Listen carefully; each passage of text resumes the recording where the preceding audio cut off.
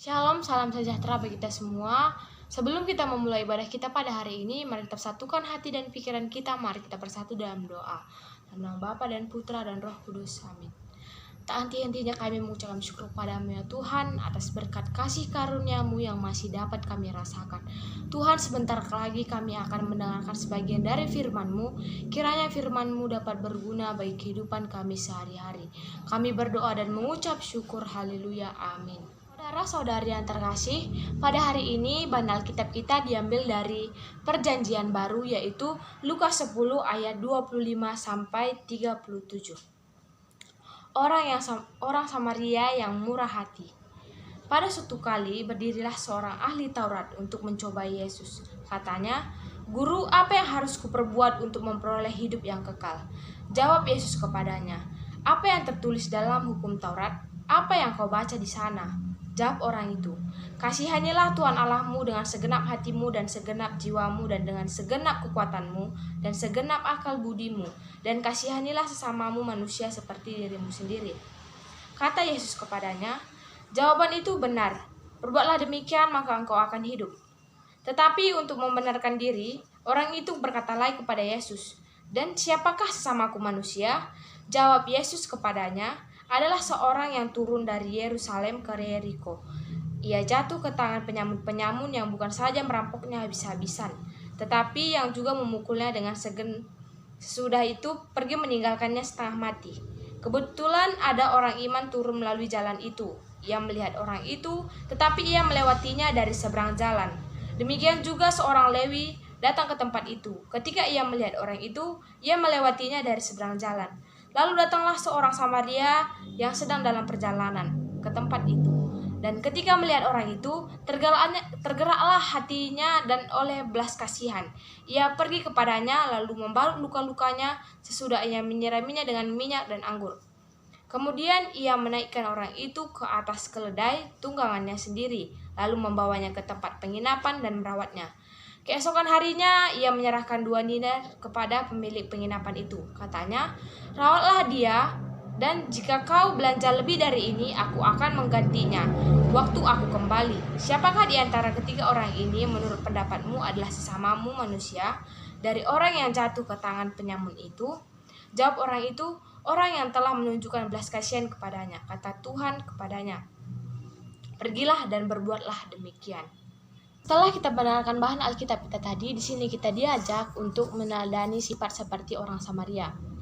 Saudara-saudari yang terkasih dalam nama Tuhan Yesus Kristus, apabila kita lihat dari segi penilaian agama, orang Samaria itu bukanlah orang pilihan. Dia hanya orang biasa dan bukan dari kaum bangsawan ataupun ahli agama, sehingga banyak orang yang tidak ingin berinteraksi dengan mereka. Yang dapat saya ambil pada hari ini adalah hidup dalam kasih. Apa yang Anda bayangkan apabila kita membahas tentang kasih? Tentu banyak di antara kita zaman sekarang lupa apa itu arti sebetulnya kasih. Contoh kecil yang dapat saya sampaikan, apabila ada kejadian kecelakaan di jalan raya, tentu banyak di antara kita lebih dahulu memfotokan atau memasukkan ke media sosial dibanding menolong seseorang tersebut. Atau yang lebih parahnya lagi, ada yang membuat konten di dalam penderitaan orang. Ini yang perlu dipertanyakan. Apakah di diri kita itu masih ada kasih? Ini yang perlu kita renungkan pada hari ini. Tuhan Yesus mengajarkan kita, kasihanilah sesamamu manusia seperti dirimu sendiri. Sekali lagi, kasihanilah sesamamu manusia seperti dirimu sendiri. Tentu ini tidak mudah. Jangankan mengasihi orang yang memandang kita sebelah mata, orang dari kelompok kita pun belum tentu mudah kita kasihi. Orang baik kepada kita, maka kita juga mengasihi mereka. Apabila mereka tidak baik kepada kita, kemungkinan besar kita tidak mengasihi mereka. Misalnya datanglah si mama Tigan ini kan, "Aku kalau sama andu dek aku kasihi kamu." Lalu datang lagi si mama Karo ini kan, "Aku kalau sama andu dek aku kasihi kamu sampai akhir hayatku." Itu bukan kasih. Kasih bukan ungkapan dari mulut saja. Kasih bukan hanya ungkapan cinta kepada seseorang, tetapi kasih datang dari hati orang yang beriman dan melakukannya. Ini kenyataan kehidupan di zaman sekarang. Sungguh luar biasa bahan Alkitab kita pada hari ini. Saya sebagai pengkhotbah juga tertampar dengan renungan pada hari ini. Memang tidak ada manusia yang sempurna, tapi alangkah baiknya kita memperbarui kesalahan-kesalahan kita yang lama menjadi yang lebih baik lagi ke depannya. Maka kita akan memperoleh hidup yang kekal. Maka saudara-saudari yang terkasih dalam nama Tuhan Yesus Kristus, tebarkanlah kasih dalam hidup kita dimanapun dan dengan siapapun. Amin. Mari kita bersatu dalam doa.